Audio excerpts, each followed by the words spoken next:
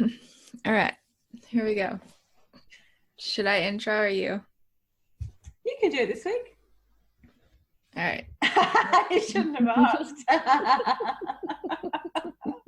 And go.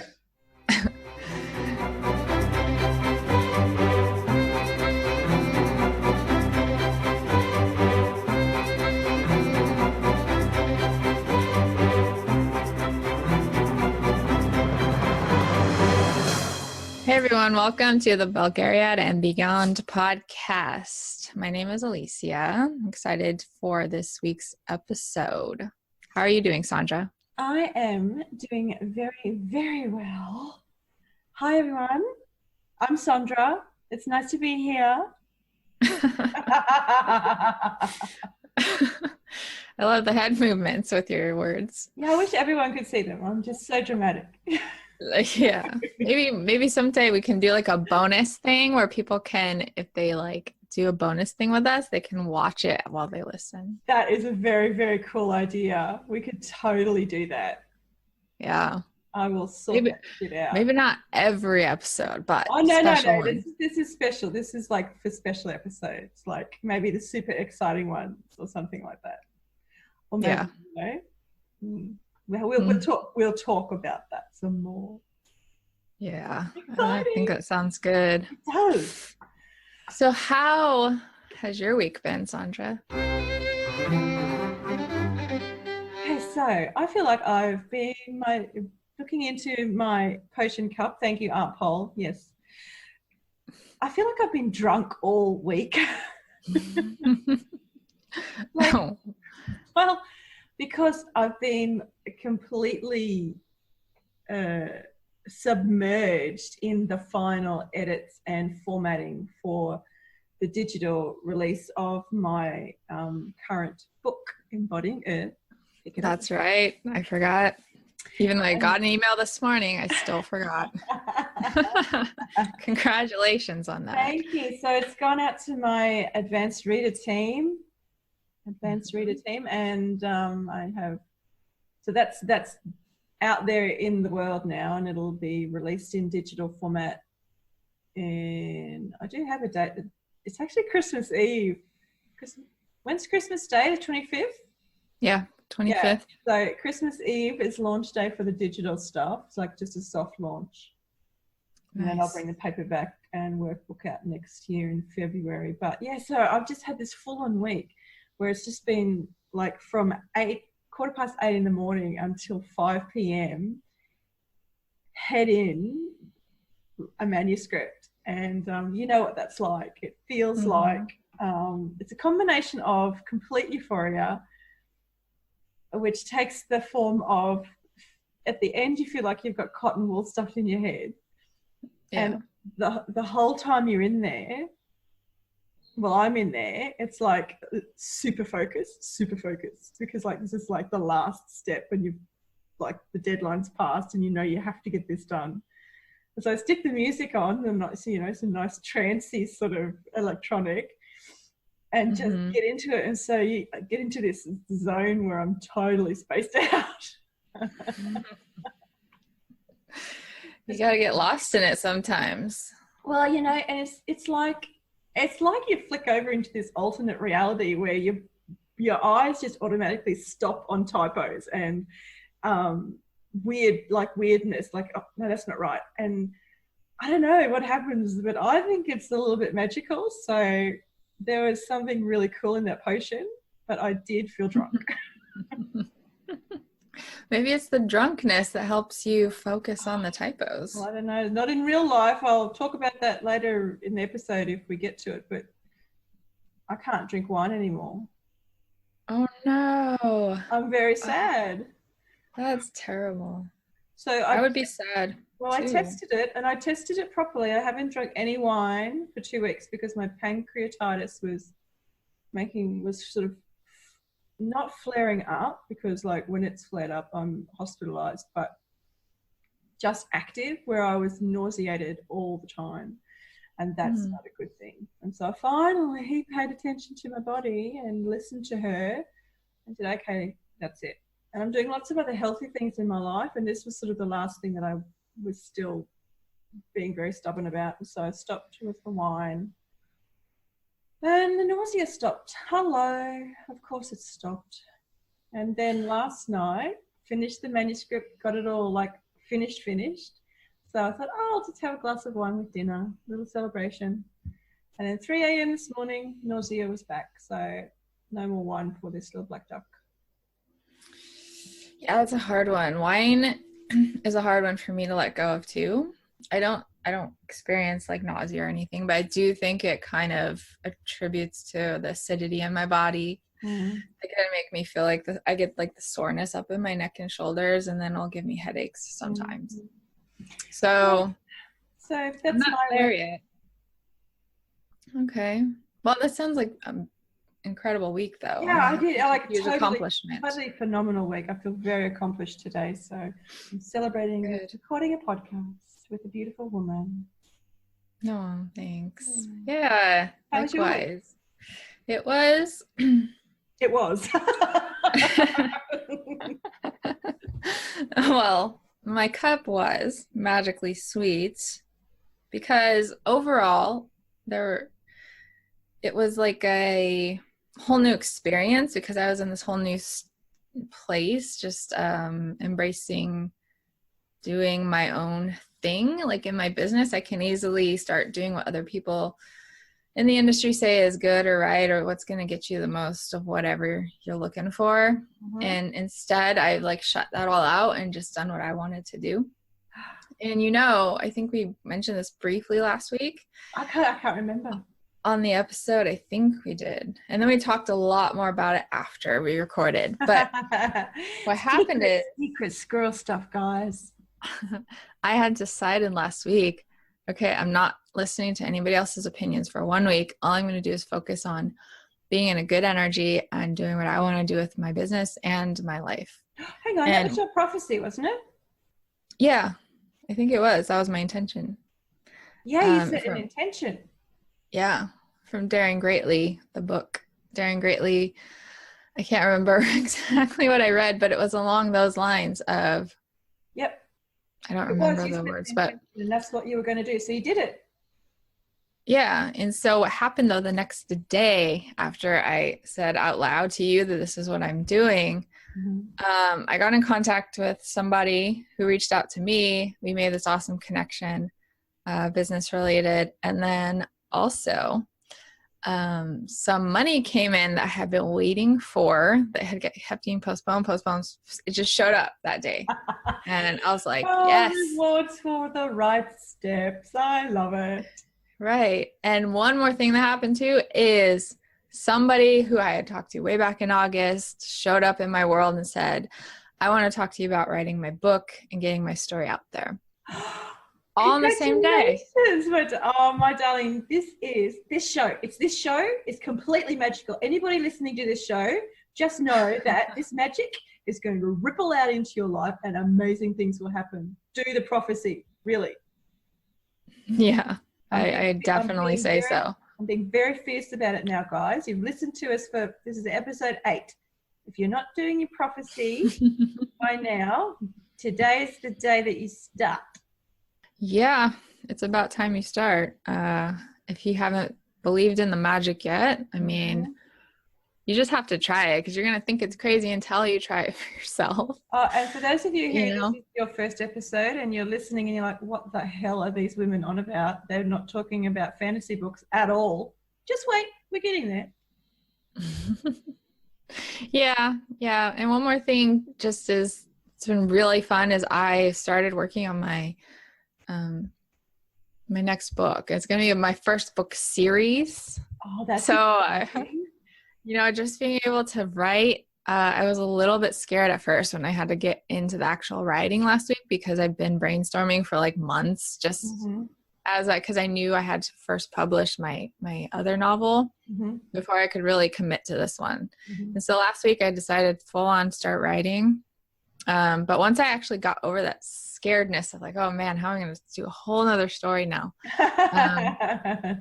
I've been having so much fun with it. Oh, that's so good. Well, you've done so much brainstorming. You've got all of the story churning around there in your subconscious for so long. it might just be more easy than you think it is. Yeah, that's what I'm finding. And, you know, each book you get a little bit better and a little bit better. So this one I feel like super prepared. It's like, that's the thing about writing. Yeah. There's something about it that new writers especially are under the impression that you've got to get it right and perfect the first time. That's a load of bullshit. You write your book, and then the next one you write is better, and the next one you write is better than that, and the more you write, the better you get. And if it's not that way, maybe you're not supposed to be writing, because, you know, go and find the thing that you love to do. Yeah, that's exactly it. And you know, my first book was definitely could use so much improvement, but I'm not going to change it. I'm leaving it how it is because that's how it is. That's how I wrote it. I'm so proud of you. I took mine down. I'm going to re-edit it.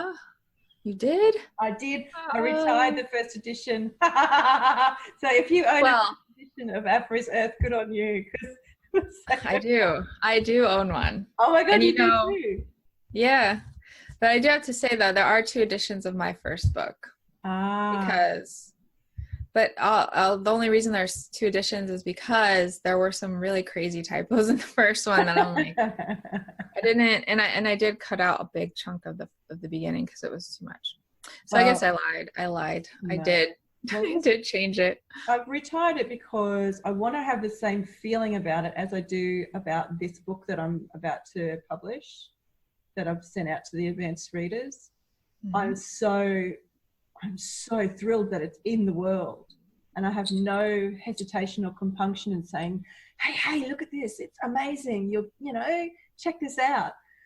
Whereas with the novel, I really there's stuff in there, I know that it could be better, I know that it's not quite right, and I think I rushed it, as I think a lot of new authors do with their first book. They sort of rush it and just want to get it out there. Yeah. Well, that's the great thing about if you can self-publish, because anytime you can just take it down and redo it. I really love having total control. Me too, yeah. Mm-hmm. I do. Well, speaking of books, let's get into the Belgariad. Yeah. We're talking about the Porn of Prophecy. Is it the or just porn? Porn of Prophecy. Mm-hmm. It's the first book in the Belgariad series. We're up to chapter 8. So each episode of our podcast, of our show, is a chapter, and we pick it apart and talk about it, as well as all of this other magical stuff that sort of weaves in and out of our lives and the books we read. And this happens to be one of the books we're reading, and so this is how the show came about. So it's now Alicia's turn to give us Garion's view as the new eyes on the story. I've read these stories so many times, I could probably recite them for you with very little difficulty, but Alicia's seeing all the words for the first time, and so she gets to give us the chapter summary every week. Off you go, my darling. Yeah. So this chapter was, I had to review it a few times just to retain enough information to give a summary of it. You know, I'm telling you, I think my memory is going. But anyways. Yeah. So this chapter it starts off with them. They're on the road again, and they start hearing some riders come in their way, figure out pretty quickly that there are Murgos, and one is a Gromlin. Gromlin? Grolum. Mm-hmm. Grolum. Okay. I have dyslexia too.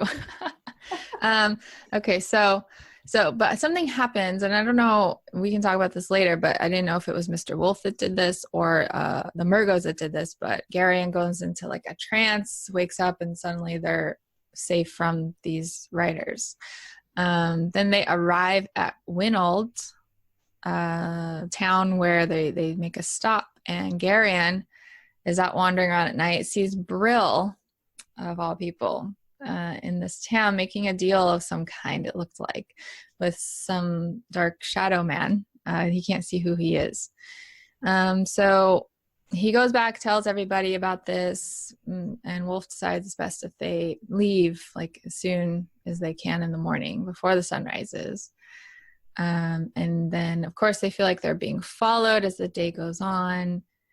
So they make this stop to watch the road and see if somebody's coming behind them. So while they're kind of hanging out here, Garion sees his time to get into Silk and talk to him alone about everything, asks him a lot of like really detailed, specific questions. And Silk has some really interesting responses that we can talk about again later. And so then the chapter ends with them arriving at the farm to pick up the hams from the previous chapter. They had made the deal of the exchange with the turnips. Mm-hmm.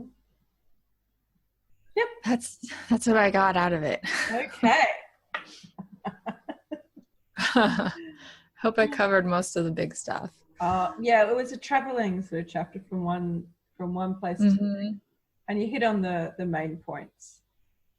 Yeah. So you can enlighten us of all the little details, because I have a feeling that I missed a lot of them. But okay, so for some reason I feel like you got the two halves of the chapter round.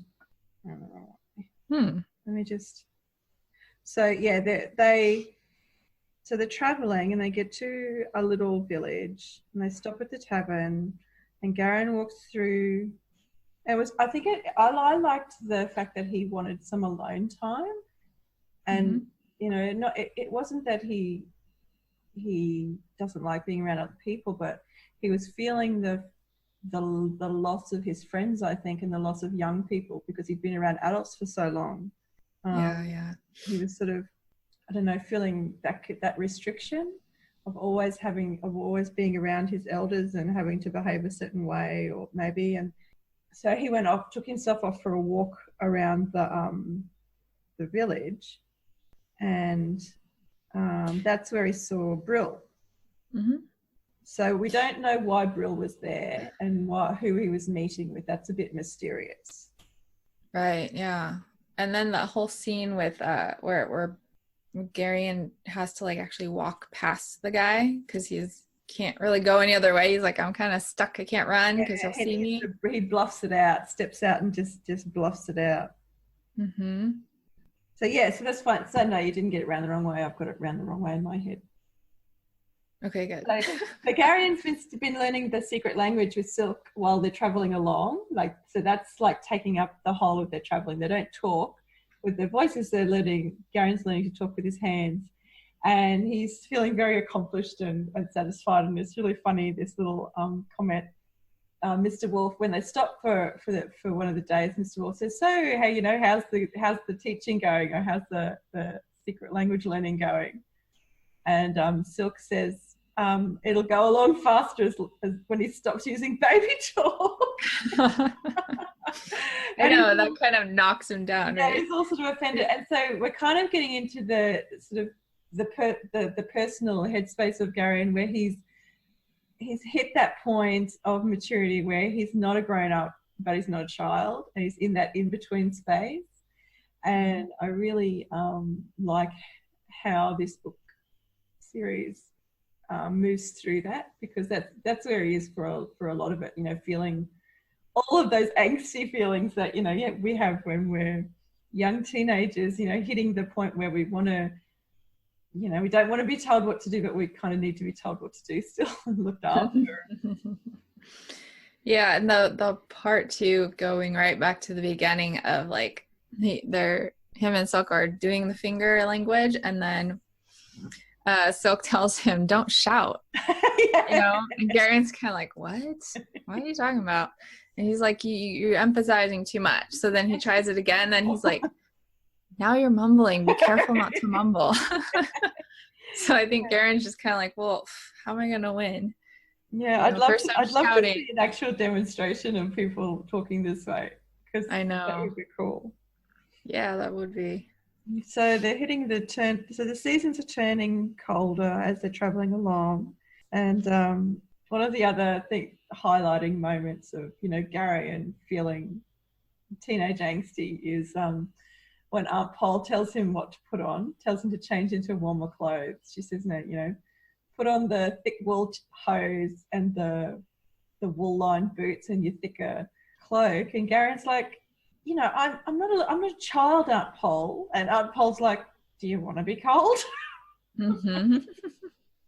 I know. it's a typical kid response of like, I want to be my own person, but then I realized that your advice was actually good advice. Exactly. And now I feel like an idiot. Yeah. Yeah. So when they decide, Silk decides he wants to get a closer look at Brill. So they have a little bit of time kind of just hanging out, waiting for him to come back. And the reason that the thing that decides that he wants to go and have a look at, and he actually isn't going to look at Brill. He says he wants to go and have a look at the other guy. So it's almost like Brill is not important. But the reason that he's a suspicious character as far as Wolf's concerned is that he has too much good Angarak gold, good red Angarak gold in his purse for anyone who's not up to no good. So, and the Angaraks are the tribe where the Murgos and the Grollems belong to. So they're the Angaraks. They're the bad guys of our story. Mm-hmm. So as we go along, I'll remind you who the different peoples are, because this book is actually it's laying the foundations so that you get a sense of the different characters of the different peoples. Yeah, it helps because it is harder for me to keep track of, and I'm sure for the listeners too, it's probably helpful to have for us reading it the first time through, have a little bit of context. So please, if you have any questions, like if something's confusing or you're just like, where the hell did this come from, or how do these two two peoples fit together, or these countries or whatever, I might actually be able to answer your question if you ask them. Send them into the email address, which will be linked in the show notes. Yep. She is the wise one for this book series. So, what else was interesting in this? It was such a lovely long chapter, and I really enjoyed just sitting down this afternoon and reading it slowly and kind of savoring it, because it's one of those big traveling chapters. Some of the chapters are quite long, and you can really get lost in the adventure, lost in the language, lost in the story. I love that. Yeah, I really liked the part like after they had left that little town, because they, Brill was there and they thought, and they need to get out of there, as they're leaving, just before the sun is rising, and they see the light switch on in the town, just one light switch on behind them that goes, somebody's awake. Yeah, could it be a coincidence? But I don't think so. So they decide to like pull off the road later in the day to see who's following them. And I love that. They like make the horses run, and it's got the empty carts behind the horses. And as I was reading it this time, I could feel the jolting almost in my body of this horses running down the hill into the valley with this cart clattering along behind them. Oh yeah, I so love that you wanted to read this series, because it's giving me a chance to just sink into it again. I just love it every time. So good. Yeah, he really does do the descriptive stuff really well. And it's not hard to read, is it? No, it's really easy to read. But he can really make you feel. That's what I really liked. Like way back, I don't remember, first chapter or two, when he was explaining, the author was talking about Garion being in that little river, and he kind of gets knocked down and he feels the squishy on his feet. Yeah. Just that descriptive stuff is so well done that you can actually feel yourself there as if you are in the middle of it with him. So I think that he does a really good job. And so they've run down the hill in the carts, and they find a place to pull in and sort of hide and just make sure that there's nobody following them. And as you said, Garion goes off with Silk, and it's just the two of them. And Garion asks, what is this all about, Silk? So he's feeling more comfortable with Silk. From the first time when they met and he ran away because he was so scared and shocked. Now it seems like he and Silk are traveling companions now. They share a cart, a wagon, and they travel together. And remember, the first time he avoided being in the cart with him at all costs. Exactly right. Yeah, exactly. He was too scared to be in the cart with Silk, but now they're together all the time, and they're getting to be very close friends. And so he's like, Silk is like his mentor sort of figure, I think, for Garion. Yeah. And so Garion sort of gets right to the point with like just a bald-faced question like, what's this all about? And the whole conversation, Silk's just kind of hedging and like, well, what do you think it's about? And, you know, what have you. So Garion's sort of like, well, said it. He's guessed a few things and he's heard some stuff. And Silk wants to know, well, what have you guessed, Garion? And he's like, well, something's been stolen. Very important. And Mr. Wolf and Aunt Pol and all of us are trying to get it back. And Silk's like, right, yeah. And Mr. Wolf and Aunt Pol aren't at all what they seem to be. And he's like, no, that right, they're not. True. And you know, and then he goes on to the and I think they can do stuff that other people can't do. And then he talks about the thing with putting his mind to sleep. You touched on it. You talked about it being a trance. Yeah. You didn't know whether it was Mr. Wolf or the Grollums. Right. And, if you remember in the and it was so fun. It's so fun because Aunt Pol and Wolf are talking to each other with secret language, but they're using some words that Garion doesn't know. Mm-hmm. So he doesn't know what's going on because Aunt Pol sort of makes the gestures to say, what about we do? And she signs something that Garion doesn't understand. And then Mr. Wolf says, well, how about instead? And then he signs something that Garion doesn't understand. So there's like, he can understand part of the conversation. So when he's saying to Silk, you know, they can do something that other people can't do. And he felt his mind go to sleep. And so he had the awareness of what was going on, but he didn't actually know what was going on or where it was coming from. But it was definitely Aunt Pol or Mr. Wolf. Yeah, so it was one of them that put him in that trance. Yeah. So then something went... Why do you think that they had to do that? What was the reason? Well, this was all because they're trying to hide from the riders. And the comment was, well, what if there are Grollums with them? What if there's a Grollum with the Murgos? So there's something special about the Grollums. Mm-hmm. So they had to put their minds to sleep.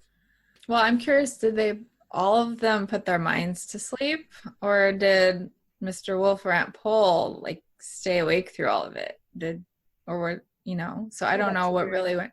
I don't know what really went down. Like maybe Mr. Wolf put everyone else to sleep, but he stayed out and had a conversation with these guys to like, Well, you just don't know yet. Yeah. So I think that something really big went down while he fell asleep that we'll find out about later. Mm-hmm. That's what I think. But then going back to the conversation that Garion, this is a really important, pivotal kind of conversation that Garion and Silk had. They talk about this, putting the mind to sleep. Aunt Pol and Mr. Wolf can do stuff other people can't do. And Silk's like, yeah, you're a very observant lad and what have you. And then he talks about being so excited to be alive right now because momentous things are happening. You know, there are centuries that are just quiet and nothing happens. And then all of a sudden, in just a few years, all of this stuff happens.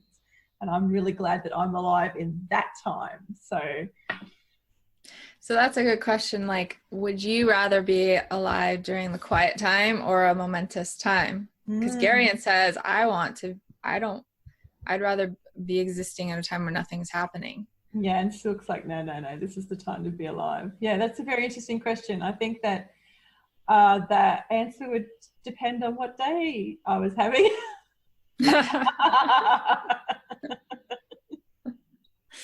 I would definitely choose the momentous time because I think I truly believe like in another life I was some kind of a warrior or fighter or something. What was your weapon? Something that was in my, I'm telling you, when I grab a butcher knife sometimes, watch out.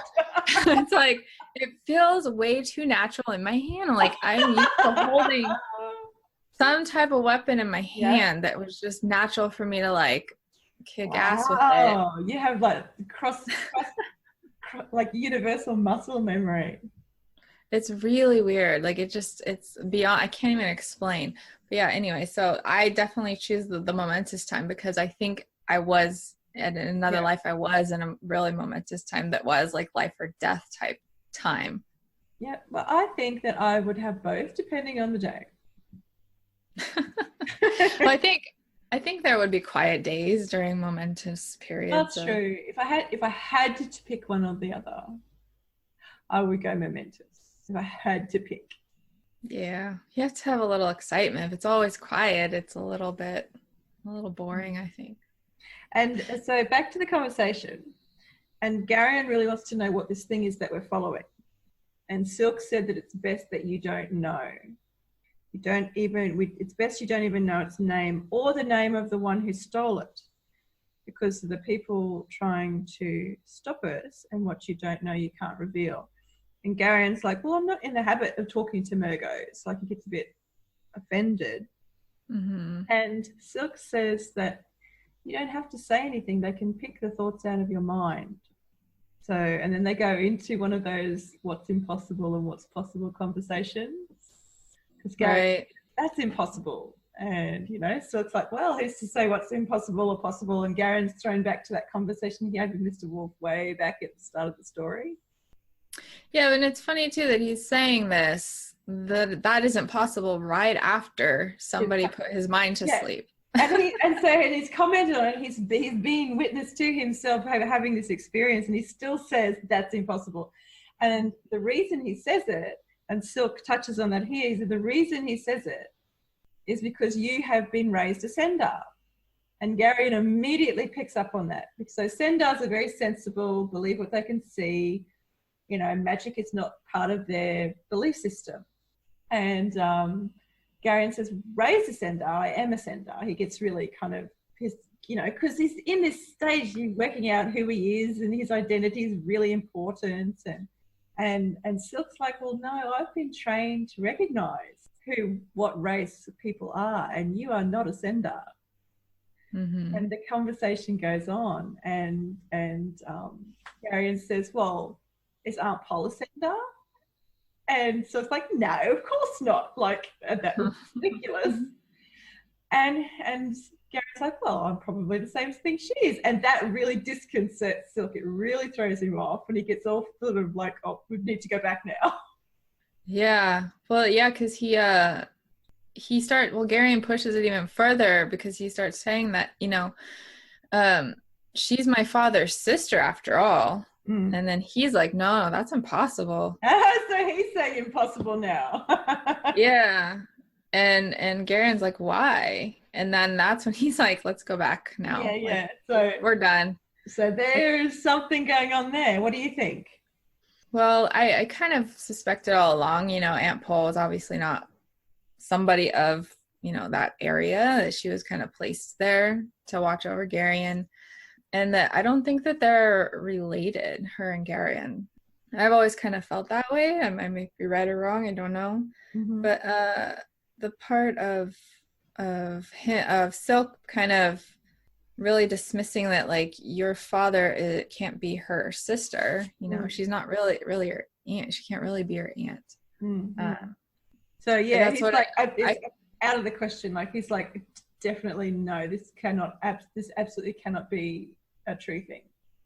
Yeah, so there must be something about his dad or his parents that, or his line. There's something about right, that we or maybe it's something to do with the prologue and all that. Yeah. All that stuff. So that, I think, was the most important conversation of the chapter. And I think the other important thing that happened in the chapter was that when the riders went past and Garion's mind was asleep, but afterwards they were talking about it, and I can't remember if it was Aunt Pol or Mr. Wolf, one of them said, so I think maybe the two of them were conscious and the others were asleep, because Aunt Pol said one of them was a Grolem. There's 6 Mergos and 1 Grolem or something like that. And Garion's thoughts inside his mind was, I wonder if the Grolem was Ashrak the Mergo, the person who's been with him all of his life, and nobody knows that he has, like, this dark secret that Garion has. And as I think that he feels that of course it was, because of why wouldn't he be following me? He's followed me my whole life. And there's no fear there, which is interesting. It's just a matter of factness. Yeah, that's right. I forgot that he'd, thought that to himself.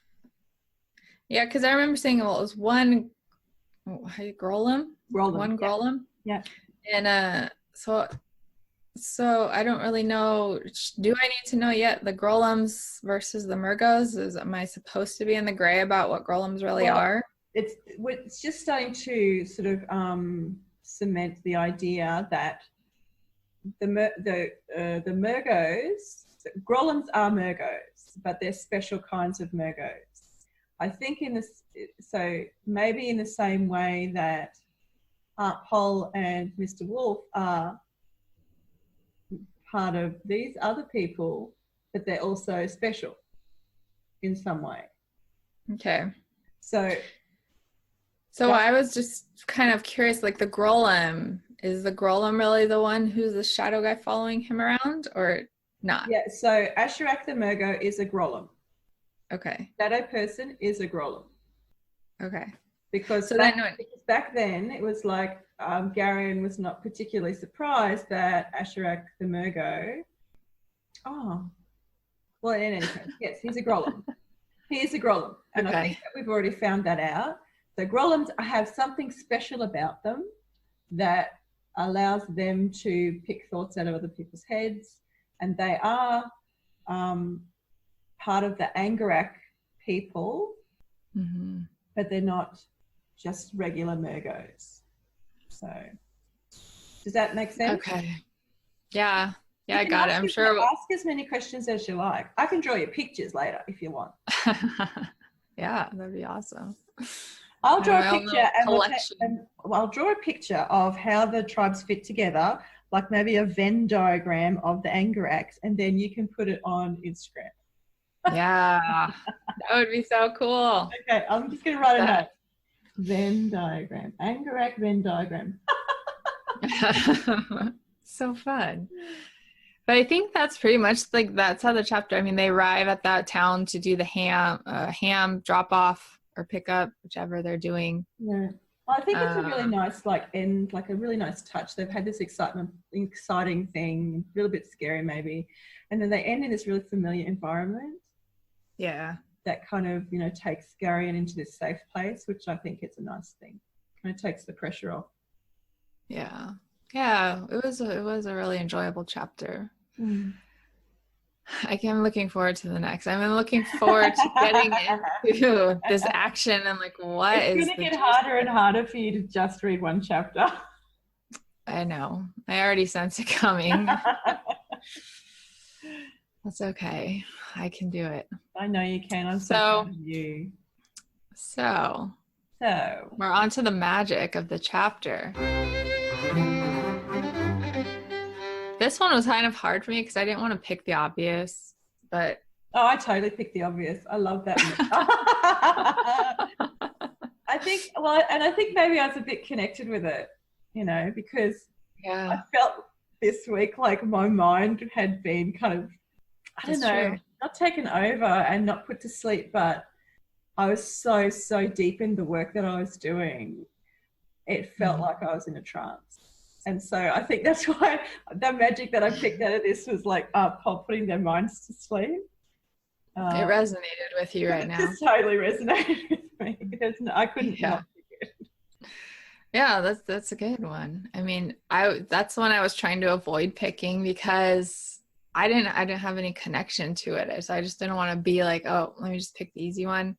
I mean, the one I picked isn't even necessarily like magic, but the way that Garion can put up that front as he has to walk down that dark alley past that guy, I thought was pretty magical because you imagine if that was me, how scared I would be. And it even talks about how scared he is. Like it says, his knees. Yeah, and then as soon as he knows he's safe, he just takes off running. It's like he does it so well. Okay, he has an instinctive bravery that kicks in almost by itself when he needs it. Yeah. It reminded me of that part right there reminded me a lot of like something like Harry Potter in the book series, how he would, because he seems off the bat, he's just like this normal kid and like, okay, he's a wizard, but he's still pretty normal. But then when he's even a little bit timid. Yeah. But then as he starts getting kind of pushed, or he's in a situation where he doesn't have a choice, he has to choose, he always would choose the braver choice. And that's like what it reminded me of right here with Garion. Cool. I love hearing your connections. Yeah. It's always going to be Harry Potter or Lord of the Rings. I'll tell you that right now. Well, I don't know. We've got Wrinkle in Time going on there now too. That's true. Dang. Okay. Dang. I think Game of Thrones might pop up sometime. Well, I haven't read Game of Thrones. Should I? Should I read it? The book series is actually called A Song of Ice and Fire. Yes. And it's amazing. It can feel a little bit slow at times because there's so much history in it. But once you're attached to the characters, it's like you want to know this history about them. You want all the background. Because I started to watch the TV series and I kind of liked it, but I got up to one point and I'm like, oh, that's disgusting. They're like that's revolting. I want to throw them all off the top of the tower. I'm not watching this anymore. They're horrible people. I do not want to know anything more about them. Yeah, the show can be a little bit graphic. My cousin, he had a similar experience in one. I don't know how far you got, but there was one scene in season 4, and it's always episode 9. I was up to season. I didn't even finish season 1. Oh, okay. Yeah. Then you probably wouldn't. And I'm pretty good. Like I'm pretty good with graphic stuff. Graphic stuff doesn't bother me at all. Taboo stuff doesn't bother me at all. The thing that bothered me was they were just so fucking horrible to each other. Now you're talking about the Lannisters? Is that who you're talking about? The brother and there was this. What was the scene that made me stop? The woman in the tower that has like the holes in the floor, and she's still breastfeeding her son, and he's like 15 or something. Right. That's Liza. She's horrible. I think I stopped watching because of her. Because she just like was like, oh my, I just can't bear another second of you. That was a scene where Tyrion was about to get tossed out the moon door. Is that opening in the ground is called the moon door? I think I've blocked it out, to tell you the truth. I know that I got that far and something was like, no. She is a really awful character, and there are a lot of them in that series, but if you stick through it, there's so much payoff with that. Okay. Like so much. You just don't tell me anymore. I will read the books because I think that if I read the books, I might enjoy it more. Yeah, the books are definitely the better introduction to it, because the show does take it different directions in a lot of ways, and it gets a little bit more X-rated than the books do. So. And I really enjoy building that world in my mind with a book. I mean, that's why we're here, isn't it? Because we love reading. We love building those stories in our head and having them come to life. Oh yeah, it's really good. Just, those books though are like 900 pages each, so you will be good. That's not scary. You'll be good for a while, because I think there's 6 out right now. He's supposed to have the 7th one out like 2 years ago and still hasn't. Do you think he'll finish the whole series before he dies? Because I don't want to start something that's not going to be finished. I cannot say now. I have no idea. That would really piss me off. I thought he would have had that 7th book out, because there's supposed to be 8. So he's still got this one and another one to write. He could die and we have no end to the story, and then that would be very distressing. It's very possible. Oh, shit. But I'm already committed, so I'm just rooting for book 7 right now. It's like when I get to near the end of a ball of wool, and I'm nearly at the end of the project I'm working on with my crochet, and I start playing chicken to see if I can get to the end of the row before the wool runs out. That's exactly what this is like. Will he finish the book before his life runs out? We're playing chicken with a man's life. Yeah, I mean, the fans have been doing this for like at least 3 years now, if not longer. Will he make it? We don't know. Oh, who knows? Well, we're not taking any bets, so don't send us money.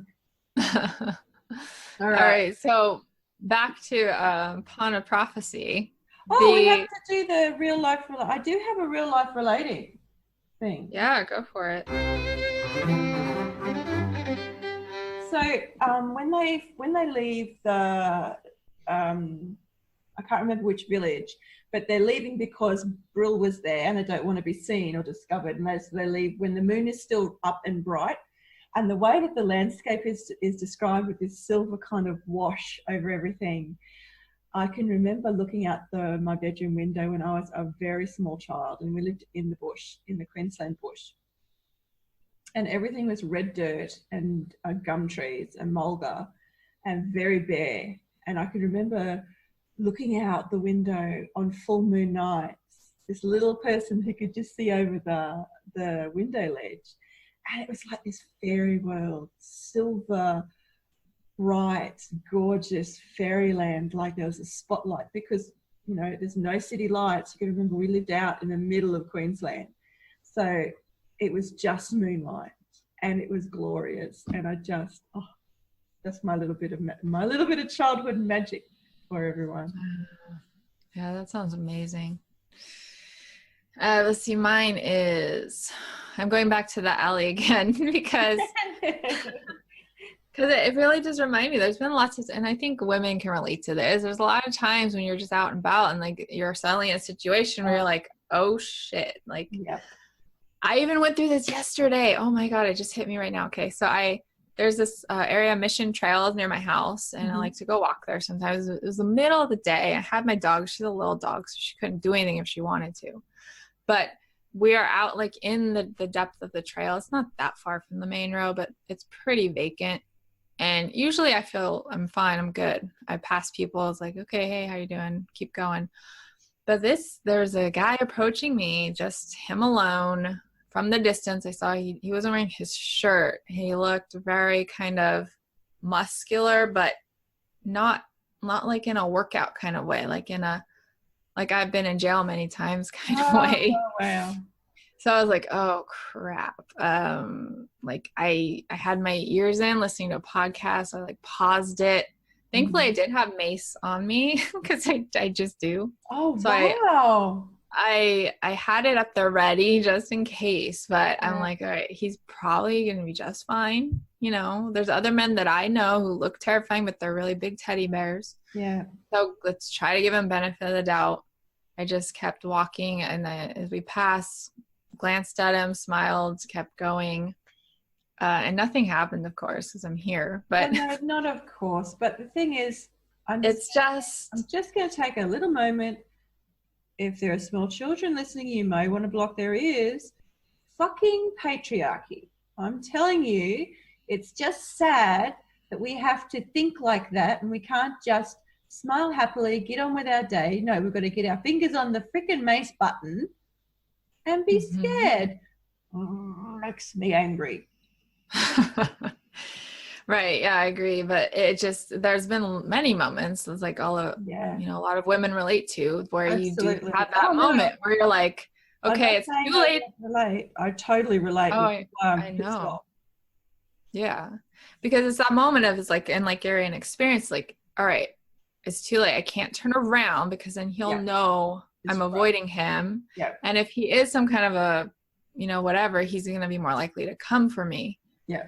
So you got to put up that front of like, everything's cool. Like, hey, how's it going? All right, now let me get away from you as fast as I can. Yeah, till you're just out of sight and you run like hell. No. Yeah. You just keep walking. Yeah. In your head, you're running. Oh, yeah. I'm sorry that you had to do that, baby.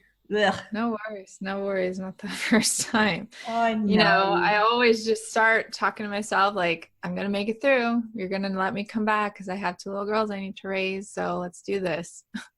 Like, you tell me that, like, that's not okay. This is not okay. Yeah, I agree. But okay. I don't know what to do about it. Well, this we talk, we connect, we make friends, we make friends with people who aren't like us, and we get to know them, and we hear each other's stories, and we tell each other stories, and we realize that we're really not different. Mm-hmm. Yeah. That's yeah. And that's, sweetie. We do these kind of shows and invite people to talk to us. right. Yeah. Yeah. That's a good point. You know, and that's, I think my approach is that he's probably not that different from me. And maybe maybe he is a troublemaker. Maybe he's not. You know, I don't know his story. So for the fact that I'm judging him on a surface level is kind of like my bad. Well, no, You know, I don't. Bad, honey. It's just that we have patterns. Like we've got patterns that are deeply instilled in us from the time we're little, and they keep us safe. Unfortunately, sometimes they really do keep us safe. Mm-hmm. And it's nothing bad about it. It's just when you ask the question, what can we do about it? We're doing it. You and me every week, we're doing it. Yay. I'm glad. Me too. Okay, I think you should do your prophecy first today.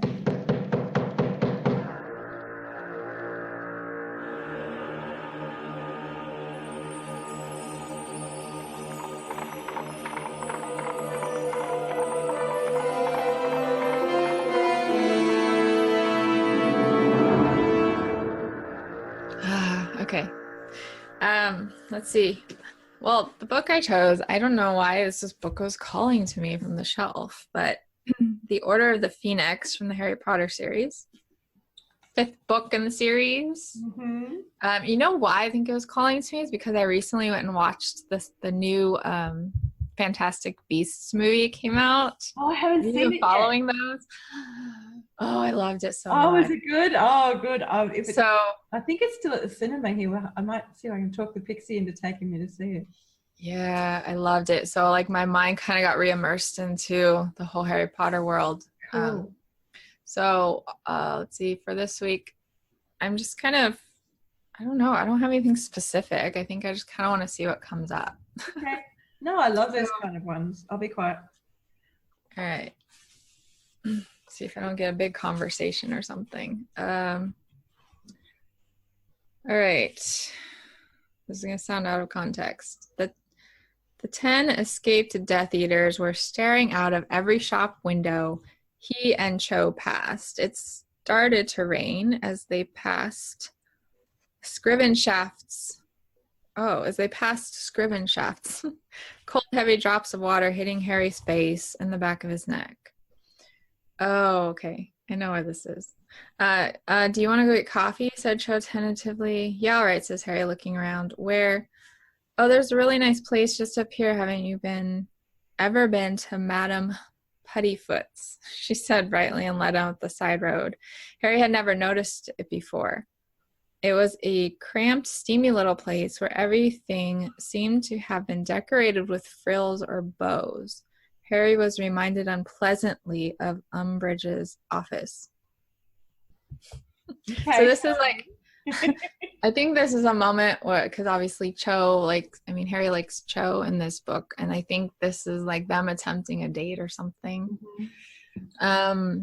But I think it's just coming back to, like, this is something so simple. Like, they're out enjoying coffee together, trying to, escape all of the craziness that is his life.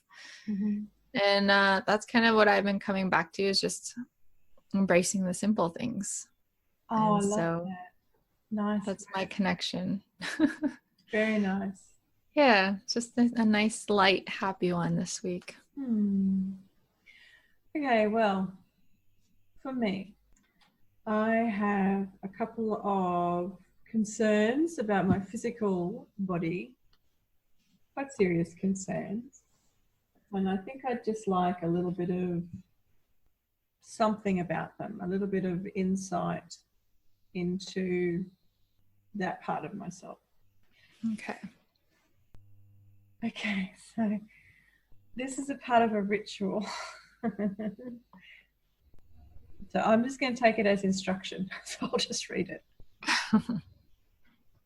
Okay, so the ritual is for honouring the dark goddess. One option for this ritual is to create an altar dedicated to the dark goddess, or make over an altar you already have, dedicating it to her. An altar can be as simple as a small table or shelf on which is placed a piece of fabric, and on that some representation of the dark goddess. A picture, small statuette, a seed pod, or anything else you feel is appropriate, and a candle. It also can be much more elaborate.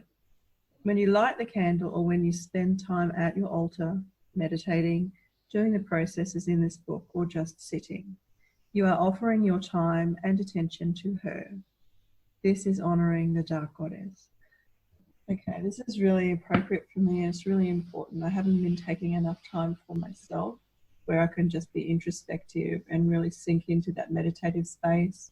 You know, the fact that there's a seed pod in the text of this, it really speaks to me. So I really connect with that idea of, you know, being embraced by the dark and letting it, just getting soft in that space and feeling safe and loved and nurtured. And so maybe I just need to do a little bit more of that for myself this week, on purpose, deliberately. There's a lot of healing with the darkness, right? Yeah, and it's a really big deal. Like, I teach, it's a really big part of my teaching that you don't need to be scared of the dark. Mm-hmm. So that's part of what I help people to do, is to sink into those scary places and realize that they're not so scary. It's just calling really loudly to you because it wants to be known. And so I'll take some of my own advice this week, hey? Yeah, that's always the best. Well, there you go. Okay. So let's see. Predictions for the next chapter? Yes, please.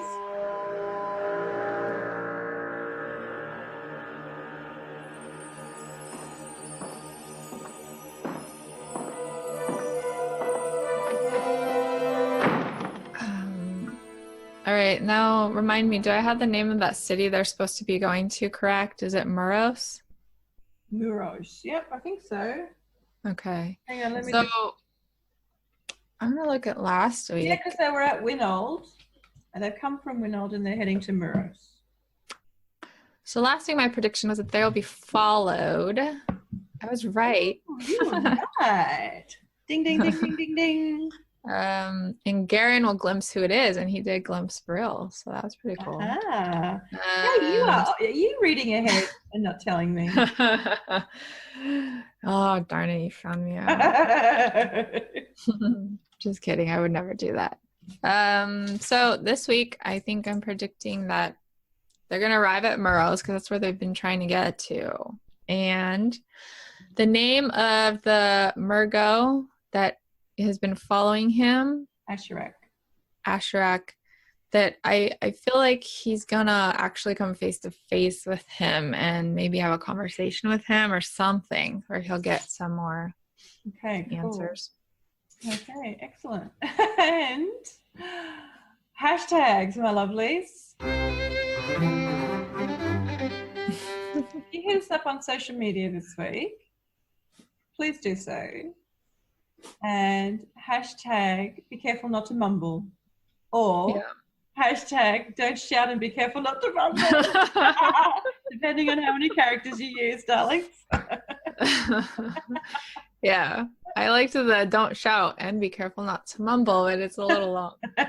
Well, it's only a little long if you're on Twitter, and we're not Twitter people. We're Instagram and Facebook people, so that's cool. Yeah. Yep. So thanks next week. With us.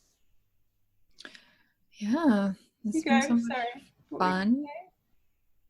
I was just going to say. I'll cut that out. It's okay. Okay. Maybe I won't.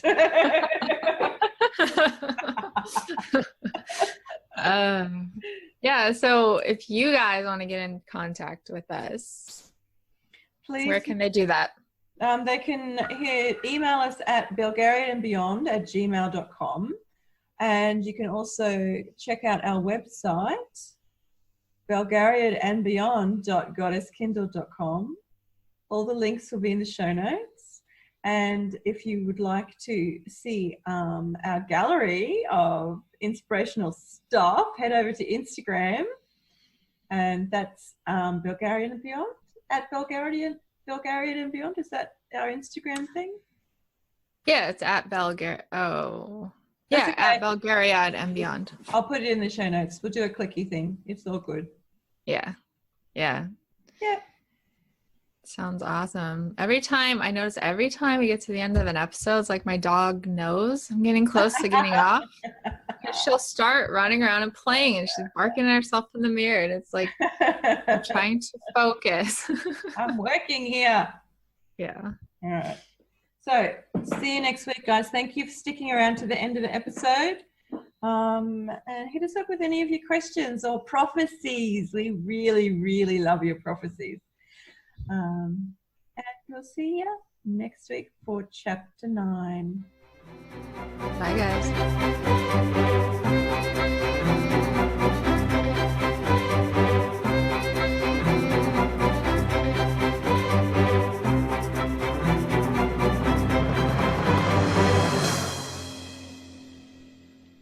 Over and out. Yeah. It always feels good to record this because it's probably the most I laugh in one sitting. Oh, I'm so glad. I love our episodes, really. Yeah. Me too. I'll stop recording. Stop recording.